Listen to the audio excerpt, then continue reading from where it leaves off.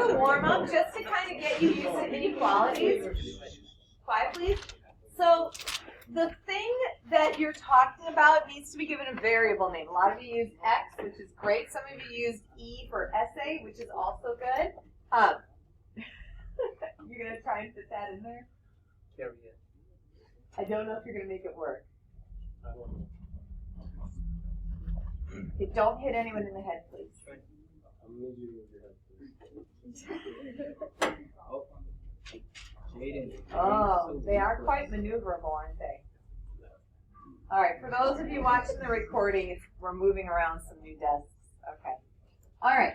So anyway, whenever you need to write that a variable is between two numbers, you write what's called a compound inequality, which a lot of you wrote. Some of you wrote 2 is less than x is less than 5, and some of you wrote, oh my gosh, 2 is less than or equal to x is less than or equal to 5. I would, you could make an argument either way. Between 2 and 5, don't hurt your fingers. Okay. So between 2 and 5 might mean it has to be 3 or 4. Or it might mean it can go from 2 to 5.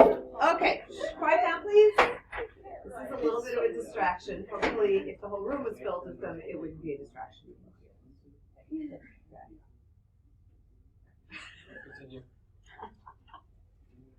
All right, more than an hour each day. More than an hour means greater than 1 hour, which is, I see some less thans, be careful. So if this is our practice time has to be more than 1, not less than 1. So be careful that you've got the inequality pointing the right way. Almost all of you put greater than, so just be careful about that. All right, post office is open from 9 to noon. 9, I would put an equals, because it probably opens like at 9. At noon, so, which is what I see just about every single board has, so good. Okay, be careful, that group right here, you guys have 9 less than x greater than noon. This actually doesn't make any sense. Well, it does. What this actually technically means, if x is greater than 9 and x is greater than 12, this is the same thing as just x is greater than 12. Because you're saying that both of these things are true.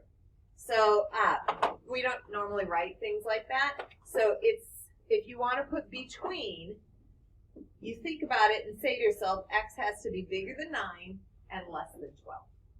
Bigger than 9 and less than 12. All right. Do not spend more than $10 a day on candy and popcorn. Most of you put x is less than or equal to 10. Which is perfectly fine. You're thinking like your total spending is less than $10. I had a couple groups in third who put the total of candy plus popcorn must be less than or equal to 10, which is what we're going to have today. Is we're going to have a couple of variables in the inequality. So, but that's fine. X is less than or equal to 10 makes total sense. And then 40,000 to invest in stocks and bonds. So you would invest up to 40,000. So this F less than or equal to 40,000 is great. So you could have your stocks plus your bonds less than or equal to 40,000, or some of you just put the total, which is perfectly valid. Makes total sense. Okay. All right, moving on. Today we're doing section 2.4, which is systems of inequalities. Systems of inequalities. We're going to start with some kind of simple examples of just single inequalities, and then we're going to move into systems of inequalities. Systems means more than one.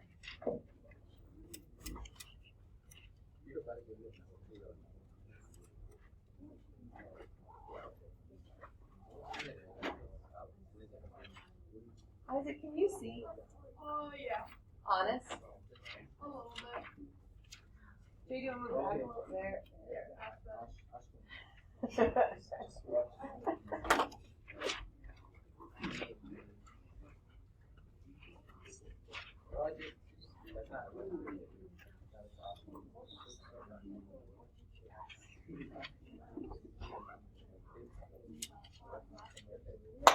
All right, Jesse, you ready? You ready? Yep. Okay, good. So y is greater than x. We're going to graph y is greater than x together. I'm going to walk you through it kind of slowly. When you have to graph an inequality, you start just as though you're graphing the equation y equals x. So if I was graphing the equation y equals x, what is my y-intercept? 0. What is the slope? 1. When the slope is 1, it's number in front of the x. When the slope is 1, that means I go up 1 over 1. Up 1 over 1, right? If that's true, could I also go down 1, back 1? And really, are you sure? Those are negative. Yeah, I'm still on the same line. Because a negative 1 over negative 1 is the same as positive 1 over positive 1. So, yes, you can go in either direction. All right. So the first thing you do is you kind of sketch where the line would go as though it was just a regular equation. Then you have 2 decisions to make. The first decision you make is your line solid or dashed? Now, the way that you determine this is if you want to include the line. When we include, if you look at these inequalities, here I included the 2, but here I did not include the 1. What's the difference? Here I included the 2, here I did not include the 1. The equal sign, right? See, we're looking at patterns. So whenever we want to include the line, we're going to make the line solid. How do we know? We know if our inequality has an equal sign. If we don't want to include it, then it doesn't have an equal sign. For this one, is our line going to be solid or dashed? Dash. Are you sure it's dashed? Yes. Okay. Oh, you were looking at this. Yeah. We're looking at this guy. Okay. So we're going to make a dashed line. Doesn't have to be perfect, but there's my dashed line. All right, so that's our first decision. The second decision we have to make is about shading. So we have to decide if we're going to shade above or below. Now, there is a fast way to determine this, and there is a slower way to determine this. Which way do you want to learn? Do you all want the faster way? Yeah? Okay. I always use the faster way. I like it. It has never failed me in almost 50 years. But there are teachers who I think teach the other way, and the only reason that I am a little cautious about teaching you the fast way is if you have a teacher in the future who expects you to test points. But maybe you can just tell them, like, oh, I don't care if you say Mrs. Price didn't teach us to test points. I will own up to it and tell them that I didn't. So anyway, so here's how I decide if we're going to shade above and below. If you have a greater than sign, then you're going to shade above. If you have a less than sign, you're going to shade below. Now this only works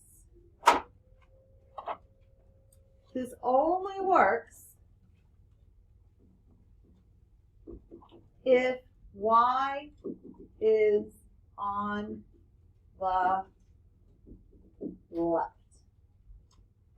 So what you'd have to do for your inequality is make sure it's solved for y and that the y is on the left, which is what you're going to do every time anyway. So why is that true? So because what we're asking for are where are the y values bigger than this line? Where are the y values bigger than this line? Well, the y values that are bigger would be up above it, right? The y values that are smaller would be down below. So the y values that are bigger, which means we're going to shade above, I am not a neat person. When I shade, I just draw some slashes and I call it good. You might be a neat person, in which case you might want to have like this whole thing beautifully shaded, like all filled in. That's fine. Those are personal preferences. I don't grade more or less on how you shade, as long as you shade in the right place. As long as you indicate to me you know where to shade, right? Does that make sense? Mm-hmm. Some students like just scribble, just do a big scribble. That's fine too. Don't care. As long as I can see that you knew where to shade. All right. So are you ready to try one? Mm-hmm. Okay. So the first one you're going to try is 5x minus 6y is greater than 12. The first thing you're going to want to do is solve this for y. Solve this for y. Make sure the y stays on the left. Be careful with your arrow.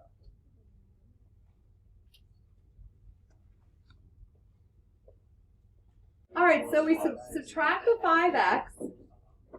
So we get negative 6y is greater than 12 minus 5x. We divide by negative 6. Move these down. So I get y, I get a negative 2, and I get a positive 5, 6x. And that's it? Why do I have to flip the sign? Because we multiplied or divided by a negative number. Does everyone remember that? You do now? That's good. Okay. All right. So take a minute. First of all, couple quick questions. Is this line in your groups? I give you 10 seconds to decide if this line is going to be solid or dashed. Wow, that was like 1 second. Okay. Why is it dashed? No equal. Because there's no equals, right? Okay. Why? Now, okay, I give you another 10 seconds to decide if you're going to shade above or below. Below. Why below? Because it's a less than. Does everyone understand that? Okay, so this is going to be dashed, and it's going to be below. All right, so everyone see if you can graph that line and with shading. Like do it the whole thing, start to finish. You can sketch it. Regular notebook paper is fine. All right, so negative 2, up 5, over 6. 1, 2, 3, 4, 5, 1, 2, 6. Okay, dashed line. And we shade below. How'd we do? Yeah? Thumbs up. Amazing. I love it. All right, moving on. Okay, we have to make sure we understand two very important types of lines. Number one is y is less than or equal to 3. If I asked you what shape or how the line y equals 3 looks, what I'd like you to do is with your arm, hold it up in the way that y equals 3 looks. Let's see it go. I see some of this. I see some of this. Do I see any of this? I see one of these. I see some of this. Okay. Oh, okay. We know it's not that. All right. Okay. So we need to, that's good, because now I know we need to talk about it. Let me ask you a question. Right here is the y, what's the y value if I'm right here? 3. What's the y value if I'm like over here? 3. What's the y value if I'm like back here? 3. It's 3, right? So wherever the y is 3, that's that line, it's this way. So y equals number is what kind of a line? What do we call this? Horizontal. Horizontal. Why is it called horizontal? How big is it like horizon? Because it looks like a horizon, right? Yeah, okay. The horizon. All right. Okay, quick question. Is this going to be solid or dotted? Or sorry, solid or dashed? Sorry. Solid, how do you know? Because that's the equal sign, right? Okay. So this is going to be solid because it has the equal sign. Okay. Are we going to shade above or below? Below, are you sure? Yeah. Yeah. I heard below. Below. Below? Below? Why below? Less Because of the less than. Because of that part, right? The equals is what determines solid or dashed. The less than greater than is what determines above or below. Yes, please. So what is B greater than 1? Like what is the Y in the right? Okay, so if you have 3 is greater than y, and you want to turn it around, first of all, you could just think of it this, well, I'm used to reading these in both directions, but when you turn inequalities around, they have to maintain the same relationship. So if the arrow is pointing at the y, and you rewrite it, it still has to be pointing at the y. Think of it like, I don't know if you guys learned like the alligator is eating the 3, right? The alligator still needs to be eating the 3. So, yes, Joe. So if y is less than or equal to 5, it's the same thing. Yeah, except that you're up at 5, but yeah. So we have a solid horizontal line, and we are shading below. All right, so now we know what kind of a line y equals 3 is. Let's see if we know what kind of a line x equals negative 2 is. Hold your arms up in that shape. Let's see it.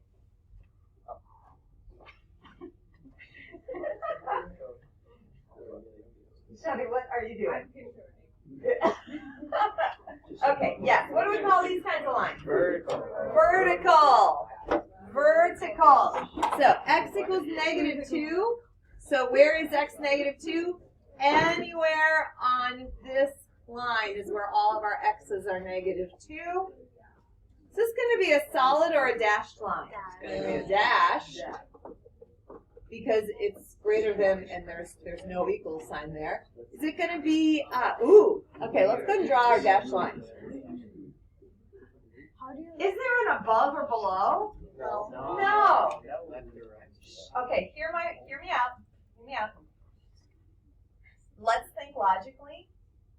This is saying we want to shade where the x's are greater than negative 2. So where would the x's be greater than negative 2? Right. So you're going to shade to the right. Whichever the way the inequality is going to. So if you by some chance have a vertical line, you shade to the right or the left. All other lines are up and down. So the only weird exception is a vertical line. Okay, are we ready? Do you need another minute? We're all good? Mrs. Price is what? Lit? Is that a good thing? Yeah, that's it. Oh, okay. All right. In your groups, I give you 2 minutes to see if you can do this backwards.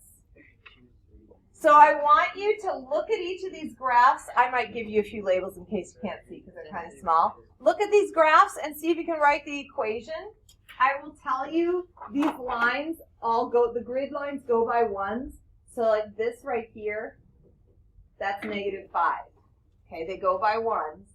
This right here, that's 4. All right, so take a minute in your groups. Okay. All right, I'm going to start you off. Y. There you go. All right, first question. Is it going to be greater or less than? Greater, how do you know? We shaded above. Is it going to be equal to or not equal to? Why? The line is solid. All right, good. Now you just got to write the equation of the line, which means you need the y-intercept and you need a slope. The y-intercept is easy. It's negative 5. The slope. When I have to find slope from a graph, I try to find spots where the line crosses 2 grid lines, right? So I can look for integers. So to go from here to here, I go up 2 over 3. So I get a slope of 2/3. Is that what you guys got? Yeah. Yes? Okay, good. All right. Okay, I'm going to start you off on this one. Y.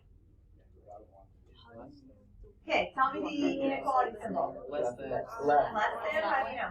Because it's shaded below. What about it? Is there an equal sign? The dashed line. All right, good.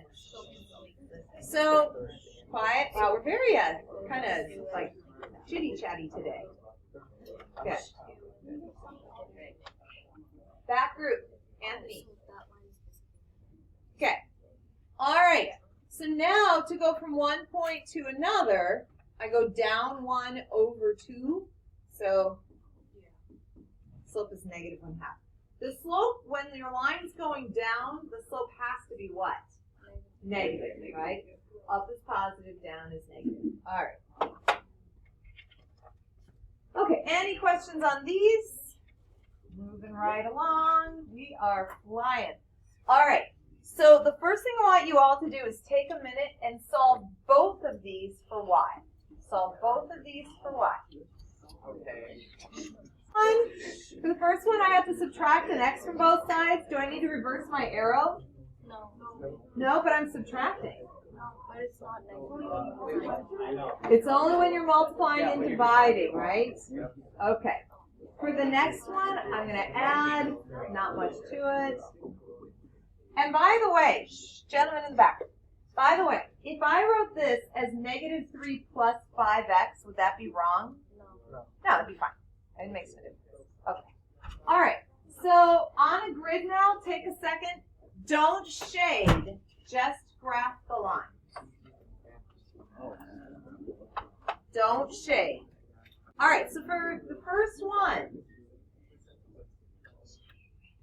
okay, for the first one, we have a y-intercept of negative 2, and then we go down 1 over 1 because we have a slope of negative 1.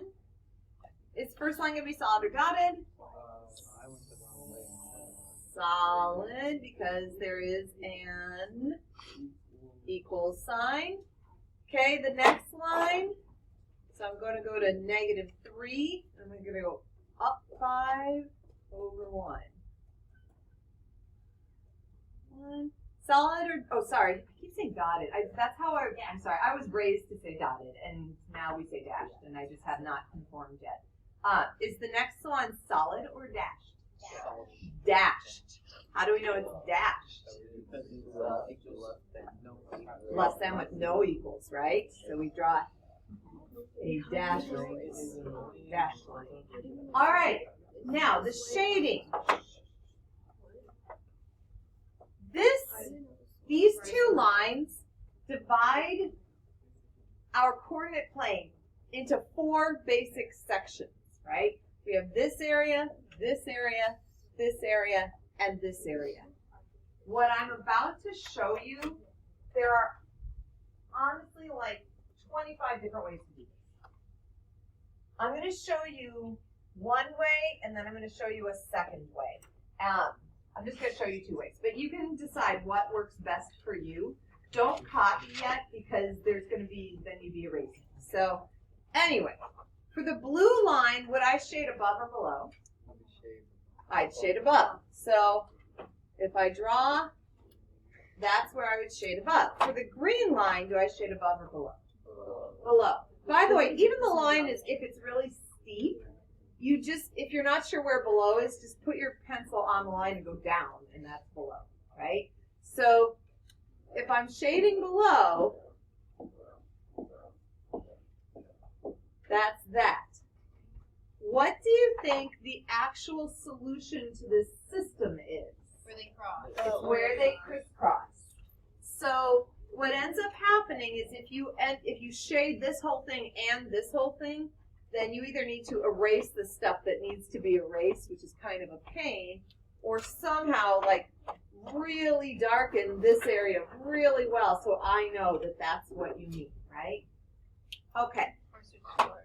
Or a different color, right? Now the other way that then colors are great. I'm going to show you a color in just a second. The other way to do it is you can kind of reason it out before you start. I want to shade above the blue line and below the green line. And I think which region of these four is above the blue and below the green. So you can kind of think, well, I'm above the blue, and so I got this or this. Which one's below the green? It'd be this one, right? So I personally like to just go ahead and just jump right to the correct region and shade it. But if you want to do like shade and then get that crisscross and really fill it in, that's fine with me. Yes, Blue. You want us to shade the other side of this? No, because the other side would be wrong. Instead of the crisscross, you want us to shade where it doesn't crisscross? The other parts are not part of the answer. So if you do that, you need to do them really light. Okay. That's like when I was young, I would shade really light and then really light the other way. Once I see the crisscross, then I would darken that part in really well. And then sometimes I had teachers who made me erase everything else. So anyway, so let me show you. Okay, so let's pull up Desmos. Okay, I'm going to show you Desmos is great for inequalities. I got to make sure I have the right one. Negative x, it's greater than or equal to negative x minus 2. So there are two ways to get the greater than or equal to sign. You can type greater than equals, and it will convert it for you. So you literally type the greater than sign and the equal sign, and it puts it as greater than or equal to. Or if you hit option greater than, it'll put it in for you. It's one of your option keys on your keyboard. Anyway, greater than or equal to, what was it, negative x minus 2? Yeah. X minus 2. All right, so Desmos will shade, and it'll give you the line correctly as a solid or dashed line. Now, if we do, what's the other one? Less than 5x minus 3. So if y is less than x minus 3, notice Desmos gives it to you as a dashed line. I don't know if you can see that very well, but it gives it to you as a dashed line. Come on. Put your There we go. finger where you want it. There. And then the other thing to pay attention is the darkest color. So they did this one in red, this one in blue. The place that's the actual total solution of the system is the part that's the darkest. It's the purple, right? It's the red and blue together. Does that make sense? So, okay. If you can change, I have not, there is a way to change colors. I cannot remember what, it's something to do with clicking here, but you've got to be in a different format, and I got to ask another teacher because I can't figure it out. So, if you can change colors and make them all red, it's easier to see then where the solution is, because that's red, and that's like this really dark red. So anyway, but Desmos is your friend. Like when you're graphing inequalities tonight for homework, if you're stuck, you can always type them in Desmos and see what you get. Can you do this on a calculator? You can, even with the shading. It's a little bit trickier, but yes, you can do it. I'd have to show you how. It doesn't automatically do it for you. You have to tell it where you want it to shade. It's not going to know. Oh, So, by the way, I want one other, I'm just going to test something with Desmos for a second. Negative 5x plus y less than You can use your calculators on the test. I never said you couldn't use your calculator on the test. I thought you said. Oh, I don't know. I'd have to look at the test. I'm pretty sure you get to use a calculator. Yeah. Okay. Yeah, guys, one of the other things about Desmos, do you notice how I typed it in? Doesn't have to be solved for y. Yeah. Okay. Okay. So here's what I want you to do. If you want a ruler, feel free to grab one. You're going to want these lines to be fairly straight. They don't have to be perfect. Here, I'm just going to walk around. But I'd like you guys to graph these three inequalities and see if you can figure out where to shade once you've graphed all three. Always graph your lines first, then figure out your shading. Does anyone want a ruler?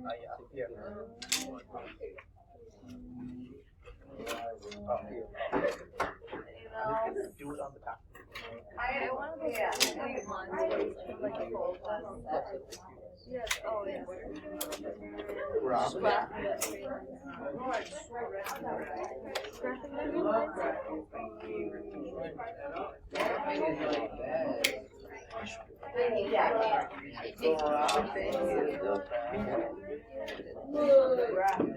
You just said graphic is the best. Was it not being sarcastic?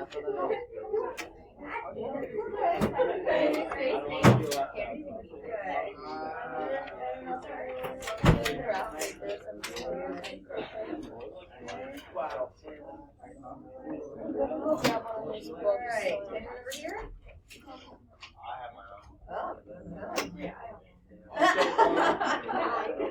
Oh, more.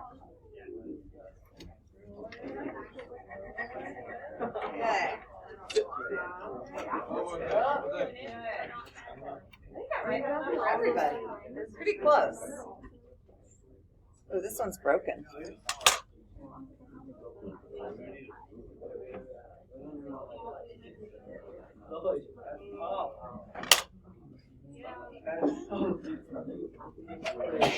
Bless you. Bless you. You got two. Very nice. Oh, can I go grab one too? Yes.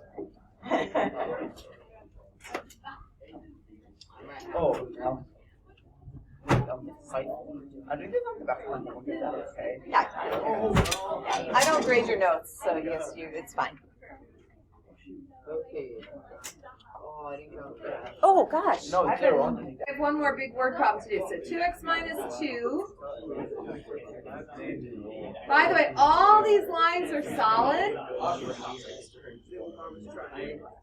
But when you have a system of multiple inequalities, it's usually to your advantage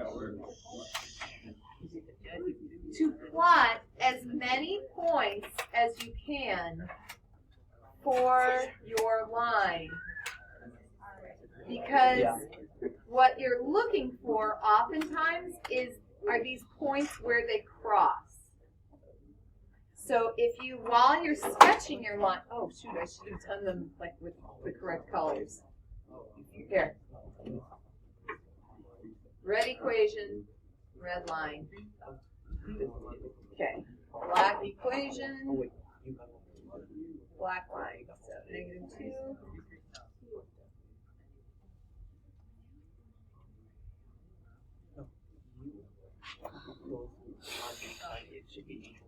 All right. We need to be below the blue line, below the red line, and above the black line. Where are we? We are inside this little triangle. Now, this is what's called the feasible region. If you ever see a problem that says graph the feasible region, that's what it means. It's the region that's like, that makes all three of these true. Now, the next part it says is find the coordinates of the vertices. Vertices. So, vertices are kind of like corners. It's where, so if you kind of sketch this triangle, you have three sides, you have three vertices. So it's like they're the corners of the triangle. So can anyone tell me an ordered pair of one of the vertices? 4, -1. 4, -1. 2, 2.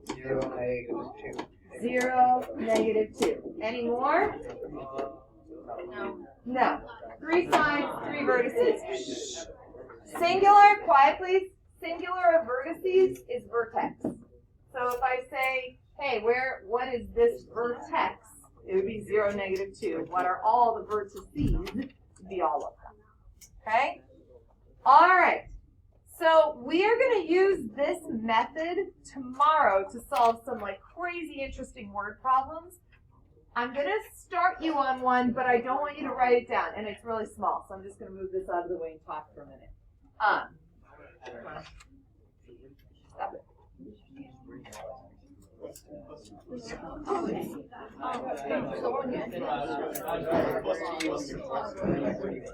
You think it's so glitchy? Okay, Oh. this is from the warm-up. We have $40,000. We want to take this $40,000 and invest some of it in stocks and some of it in bonds.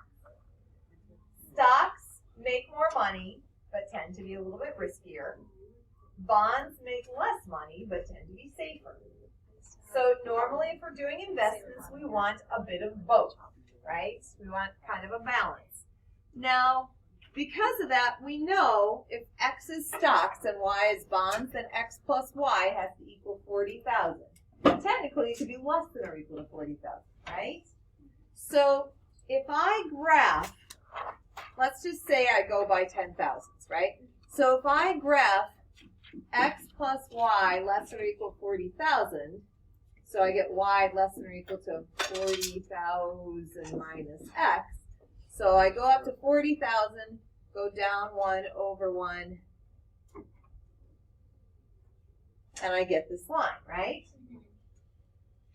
Any of these points that's below this line makes this true. So let's say I pick this point right here. This is in the solution of this inequality, right? It's X plus Y is less than 40,000. So this says I'm investing negative 60,000 in stocks and 20,000 in bonds.